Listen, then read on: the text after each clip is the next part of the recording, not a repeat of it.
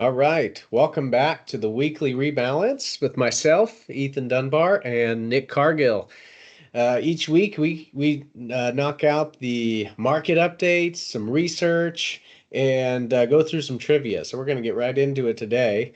And this week we're going to be covering the silver market. And to get right into it, the silver market is, I mean, silver is one of the best performers of the year. So looking at the market, well, I mean, why wouldn't we all just have bought silver?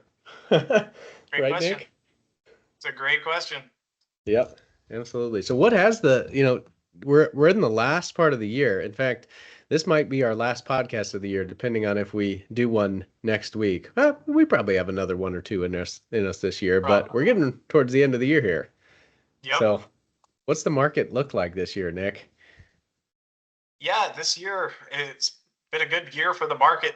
Maybe not as high as we've seen in previous years in terms of returns in equity markets, just in general, but still a very strong year for equities as a whole. Uh, Last week, the S&P 500 year to date, the return was, as of the end of last week, was 16.08%. So shaping up to be a solid year for the S&P 500. NASDAQ at that point in time as well, looking to be 20.12% year-to-date return, and the Dow up 13.9% year-to-date again at the end of last week. So it's been a solid time for large cap U.S. equities as a whole. Small cap looking good as well, up 14.41% in Russell 2000 last week. So solid for U.S. equities as a whole. Just a good year all around. Yeah, absolutely. Well, I feel like the story this year, although we've had a great return in US large cap and the NASDAQ and growth stocks have done great, we've really started to see, especially towards the tail end of the year, some other asset classes do pretty well.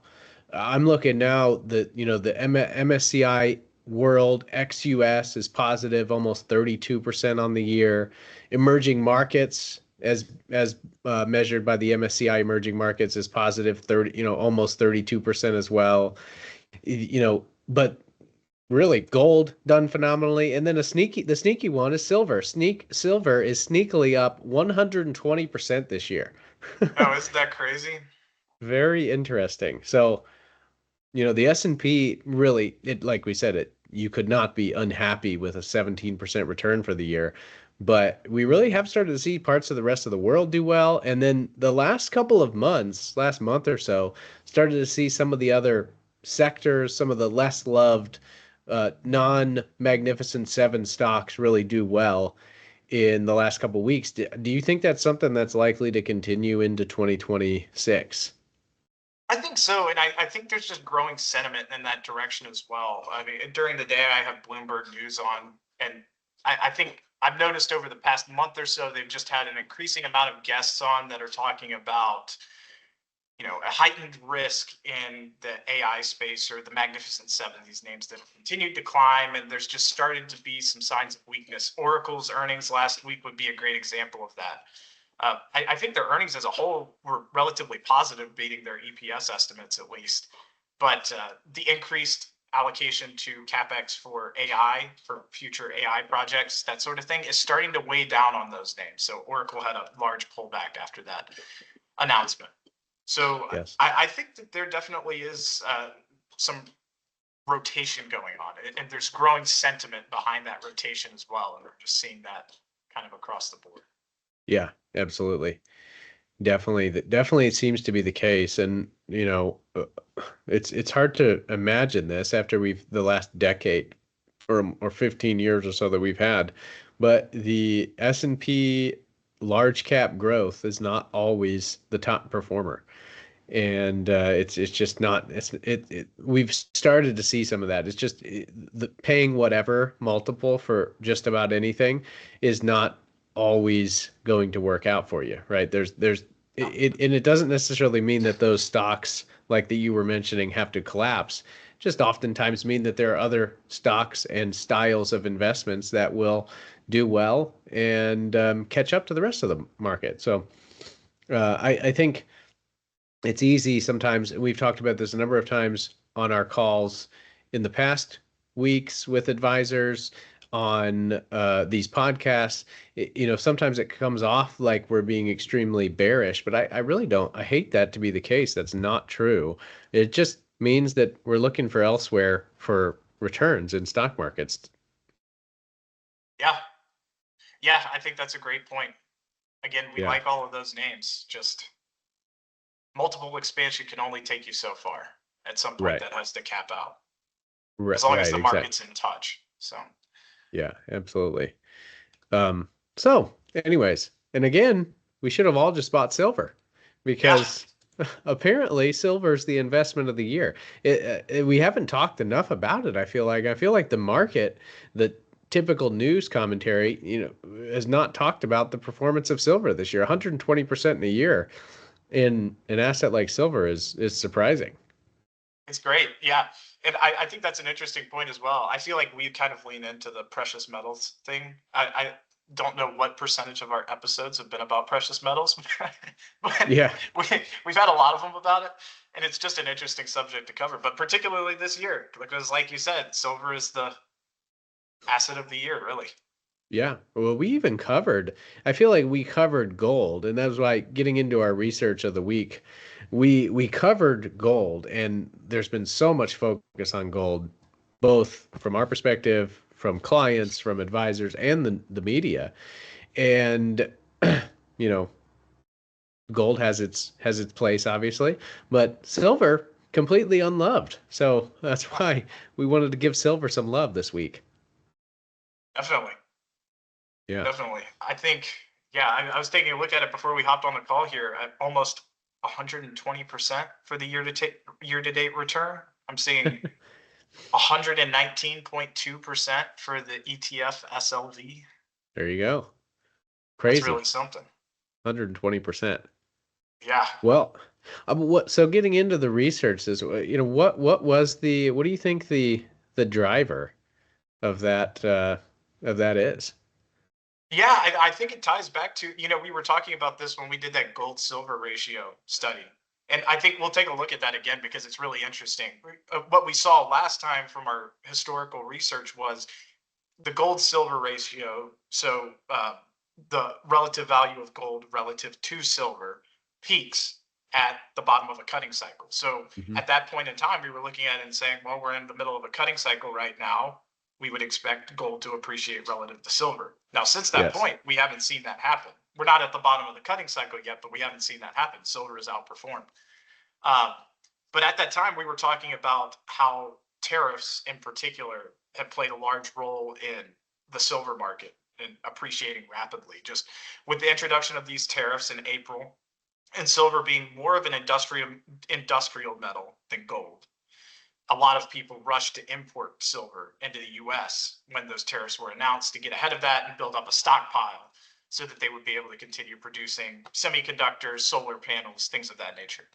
So I think that's a lot of the story, and it's kind of continued to play out. Now, I think it'll be interesting to watch again because silver just tends to be tied to that industrial cycle more closely because it's used as an input for production more than gold is. But Right. I think that's a lot of the story so far. Yeah, absolutely. Totally. It's interesting. We did some digging around on the demand. Like you said, there's been a pretty consistent supply of silver, right? Yeah, Not a huge increase in supply. It's a similar. Gold and silver are both similar in this from this perspective, is that the supply doesn't change a lot, right? yeah, But the demand, like you mentioned, is has really gone up, and silver probably more than gold in the from an industrial demand perspective. definitely, Yeah. definitely. I think that chart that you pulled up for this week, I think you have a pie chart where it basically breaks down where the demand for silver comes from. And I was surprised by the amount that was demanded by different industries in specific. I think honestly the one I was most surprised by, which maybe I shouldn't be, but the one I was most surprised by was 17.2% of the market demand for silver in 2024 was for jewelry and silverware, which I guess that makes sense, but that's a larger share than I would have guessed. Yeah, I would not have guessed that as well. Well, the other one that surprised me a little bit was just investment silver at Yeah. 25.9%. I would have thought that some of the industrial uses would have been higher, and investment and silverware and jewelry was not quite as high as it was, but nonetheless, that's a good percentage of the actual demand for silver. It really is. It really is. And that one's been interesting to watch. I just think a lot of people have gotten more excited about investing in silver. And I guess it's more accessible than gold in terms of being able to purchase it for less money.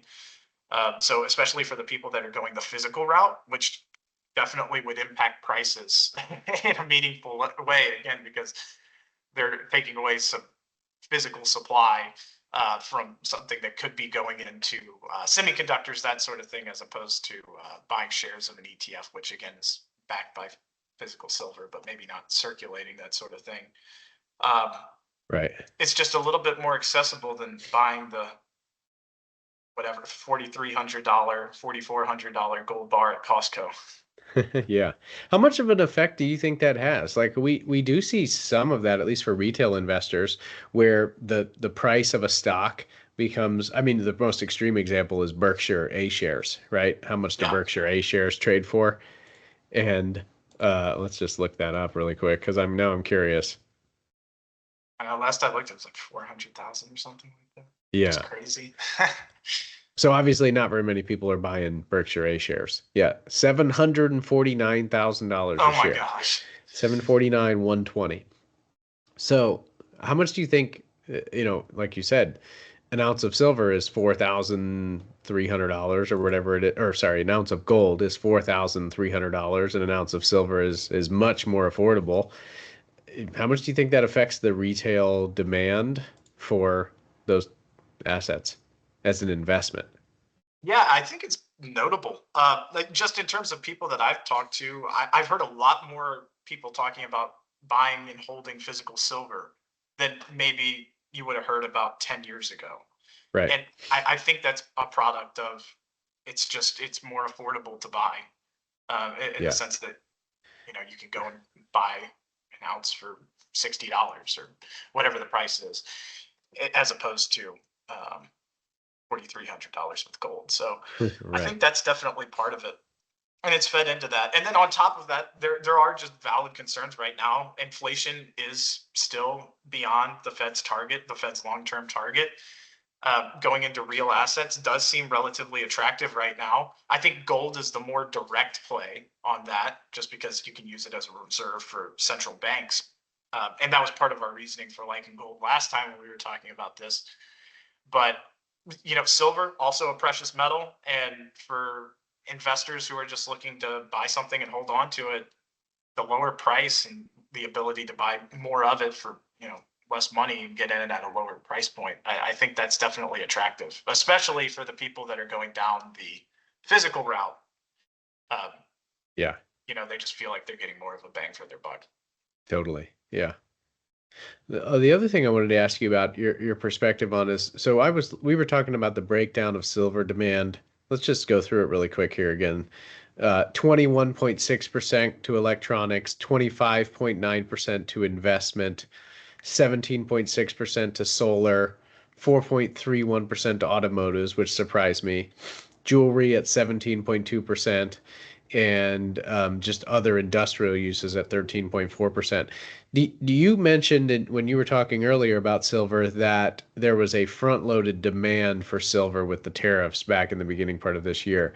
These numbers that we just went through are the demand for silver um, in 2024. Do you think that mix changed in 2025 with the front-loaded demand? Do you think that could have changed? I don't have the numbers, so I'm just kind of Yeah, curious I don't what you know. It's a think. great question.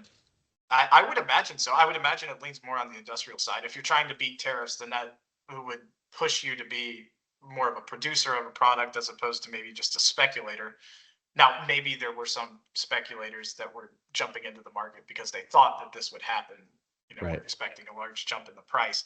I don't think that your average silver stacker or gold purchaser was necessarily looking at tariffs and the expectation for basically a market squeeze to Yeah. occur. I tend to doubt that that's the case. So I would imagine that the majority of it was producers trying to front load that. But I have no idea. Yeah. Yeah. I'm not sure either. It's just an interesting thought. So, but yeah, and you're right. I think that it's interesting so what's you mentioned also, and I think this is definitely a driver. The industrial demand is one of them. The the weaker dollar, the increasing spend of central, of governments across the world, the in higher inflation, gold and silver both tend to be, hedges for that type of risk. Mhm. Do you think, um, I guess, how does that compare? How do you think about that compared to Bitcoin and other crypto assets? Because now we're seeing, quite the divergence this year where gold and silver have now significantly outperformed Bitcoin and other crypto assets for the year. And it's a year where that's definitely a concern. How do you think about that? Is, because crypto is one of the highlights is Yeah. it's the central banks can't get their hands on it and change the supply. But it's an interesting year where while those concerns persist, silver and gold really have done well, and crypto has now done, pretty poorly for the year on a relative basis. Yeah, and I think, we already talked about this earlier this year, but talking about the gold Bitcoin divergence, because that really wasn't the case until recently. Bitcoin really pulled back here in the Yeah. past couple of months. So I definitely think it's an interesting one to note. I think part of it might be related to who's buying gold and silver as a hedge as opposed to Bitcoin. I think younger individuals are probably more likely to see Bitcoin as that safe haven asset, if you want to call it that, but just a diversification away from something like just explicit fiat currency. Like I think Right. that's a younger demographic that's going to think that way, whereas an older demographic is going to kind of scoff at that and maybe lean more into the gold, silver, something physical that they can hold. I think that's part of it. And then on top of that, I mean, silver and gold, they do have physical utility beyond just being an asset that's not controlled by a central bank, that sort of thing, which is really the main proposition of Bitcoin, aside from it being easily transferable across the world, which I guess would be a use beyond gold. But gold and silver, you can make products with it. Um, and a lot of those products, particularly for silver, are becoming more in demand. So you Yeah. got that piece going on as well. Yeah, that makes sense. I was just looking, 2022 was the year of inflation, right? And we've had persistent inflation ever since, continued spending, concerns over, all of those things that you would look to buy or hedge with a real asset or with crypto. But it's interesting, since 2021, so all of 2022 through today, if you had to get, and now we're just getting into the trivia, and maybe we can get into trivia really quick here because I have some interesting Oh performance boy. related questions related on trivia for you. Oh boy. um, but what would you say? Okay, if you had to rank since 2021, end of 2021, so all of 2022 forward, silver, gold, Bitcoin, and the S&P, you had to rank those top four in terms of total return performance, what's the order? Ooh, that's tough because 2022, I'm trying to think, but 2022, about the summer of 2022, I started working and I remember Bitcoin was cheap Yep. around then. But I don't know if it crashed at the beginning of 2022. I know it was around then because it had gone up. I'm gonna go, let's see, it was Bitcoin, S&P 500, silver, gold. Yes. Anything else? No, that was just those four. All right. I'm going to say, that's really tough with this recent year too. Man. I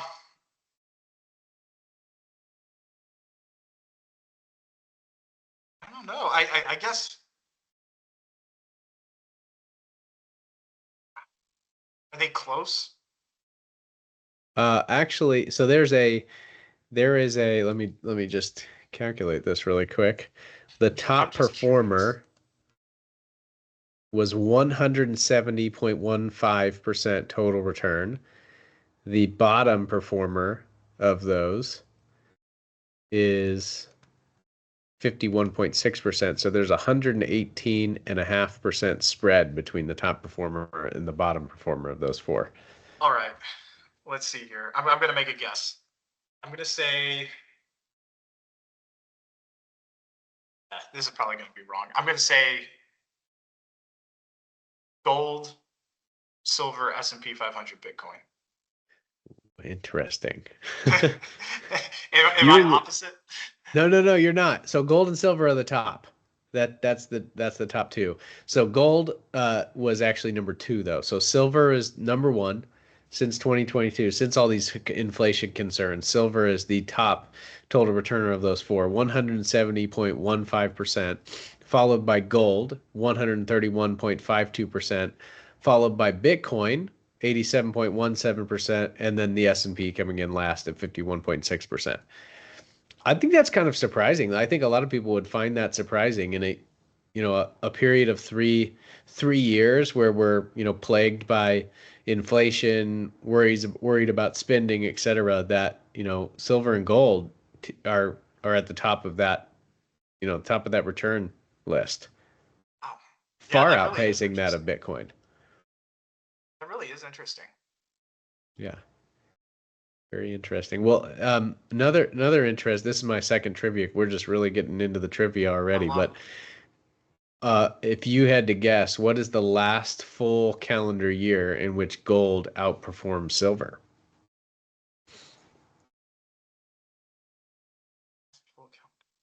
Because 2008.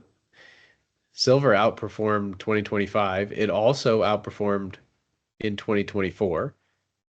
Okay. I'm going to So guess what? 2008. It was But actually 2022. okay. Yep. I guess that makes sense. Inflation out of control. Yeah. Yeah. But Ah, interesting. But silver gets no love in the world of at least in the media news world. yeah. They just get no love. Nobody pays attention to silver, but 170% in the last 3 years, 120% this year. It's kind of crazy how we forget about that. That really is crazy. And that is Yeah, interesting. I think it's easy to forget about it too, because you think about gold as being a asset that central banks can hold as a reserve, whereas silver is right, not. It tends to just be a more direct inflation bet. right. So there's that piece to it. But yeah, you're totally right. And I would imagine that silver has similar properties, but maybe a little bit more cyclical than gold. Yeah, yeah, definitely. But nonetheless, interesting. So, I don't know. I already gave you my trivia, so I All don't right, have any I've got a more couple trivia here. for you. I But got a you got a couple couple here. for me? I've got a couple. One of them, I think you're going to get it. It's fun. It's related to one of our other interests. And then Okay. the other one is really obscure. And I feel like sometimes my trivia questions are more like fun facts because I'm like, how on earth would you? I would have no idea how to answer that. So this one's That's all more of a right. fun fact that I'll ask a question about, but I'm going to frame it in a way where there's like a reasonable chance that you can guess it, or I'll try Okay, to. sounds good. I feel like I have not done very well in the trivia the last Yeah, couple and weeks, so that's more of my fault because they're not really trivia questions. They're really more of fun facts where I'm like, well, I had no idea that. I'm going to ask Ethan. that's all right.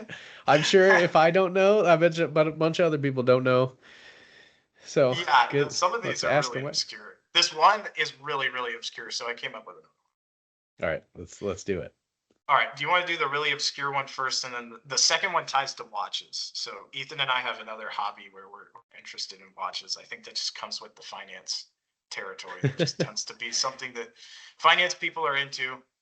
Yep. Take that for Watches what and you will. vests. Watch that. I'm not a vest guy. You're the vest guy. I do not own a vest. I don't think I'll own one. We'll That's see. funny. Uh, Maybe it comes in the mail with your charter when you that's right. finally Well, yeah, pass. that's They send it with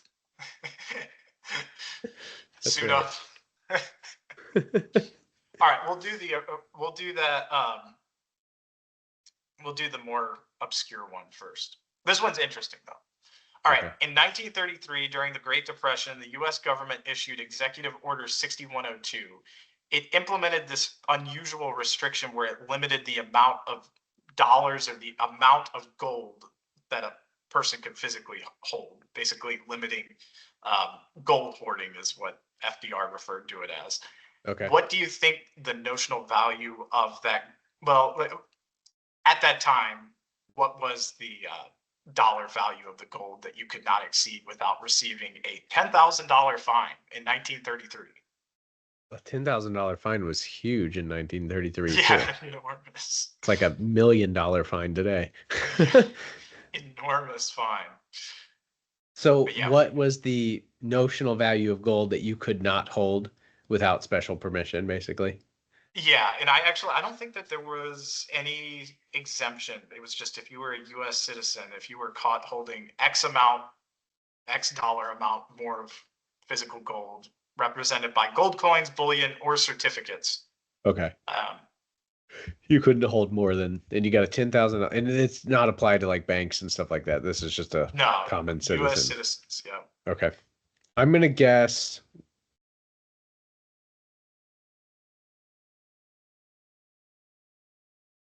$50,000. It was only $100. What? $100 worth of gold coins, bullion, or certificates. If you held more than that in one of those mediums that was considered physical gold, then you would be fined $10,000 for gold hoarding. That's odd. I had no way of guessing that, but See, the that's the reason I thing, and I guess was just thinking about that. I was thinking back on all of my other trivia questions. I'm like, there's no way. Like, I just find this fun fact, and I'm like, oh, I want to work it in a trivia, but it's a bad way to form a I trivia like it question. though. It's an interesting fact. Well, what was the I'm gonna look this up. What was the average? What was the median income in America in 1933? Because the reason I guess 50,000 was the fine can't be more than the amount that you were carrying. Yeah, So I guess you wouldn't think 100.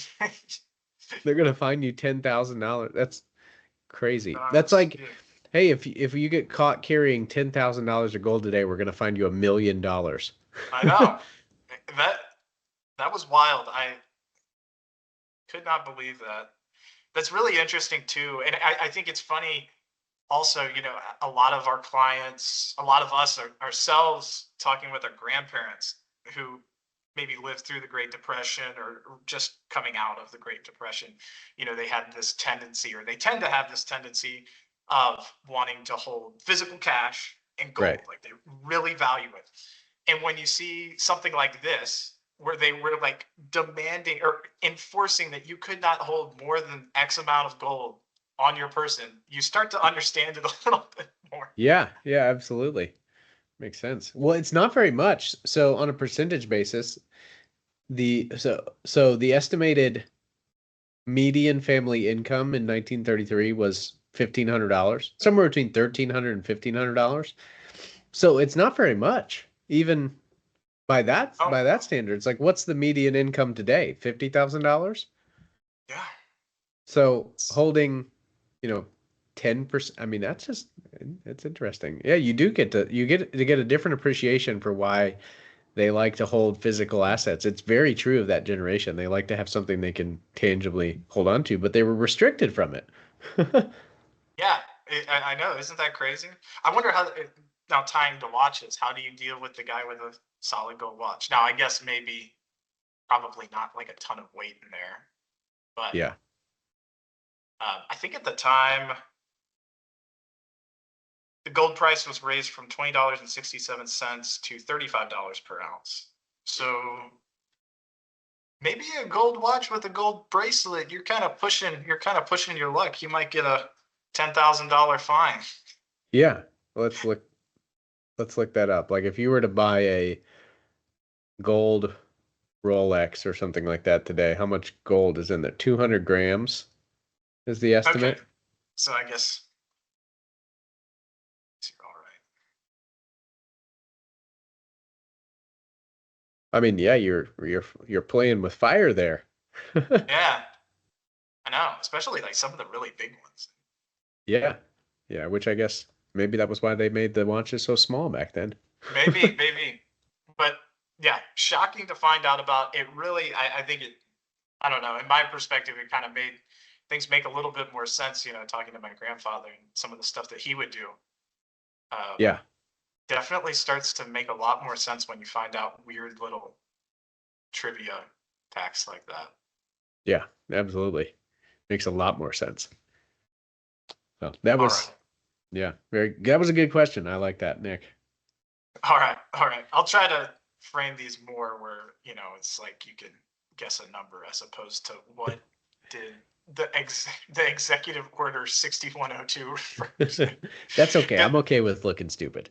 Sometimes I just run this through AI and give me an interesting financial trivia. I don't mind getting them all wrong. That's fine with me. I got no pride there.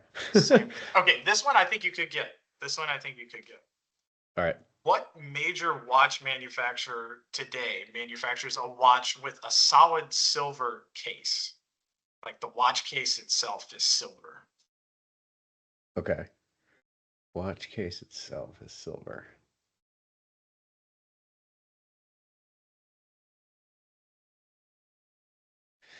I don't believe it's Rolex. Yep.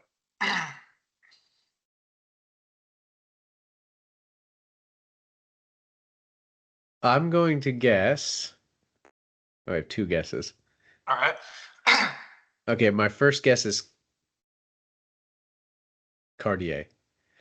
Okay. It's possible. It's not the one that I was thinking of. It's possible. That's Okay. Is it I'll Omega? see. I'm gonna look that up while you think. Omega was my second guess. I don't think they do currently. They do. It is silver. I guess I did not get it right then. I was looking for Tudor. Tudor is the one I know of off the top of my head. They have a black bay that has a silver watch case, which I've always thought was interesting. Yeah, it is interesting. I was not going to guess Tudor. And it's tough to tell too because you type in silver and they're like, oh, the dial's silver, but it's not. Yeah. Well, you got the Snoopy watch. The Snoopy watch has a silver dial, like actually silver, as in Yeah. you know metal content, but not the case. Huh. I don't think Cartier has one. Right? Somebody might know maybe right now. Yeah, I'm not Tudor's sure. the main one. Very unique.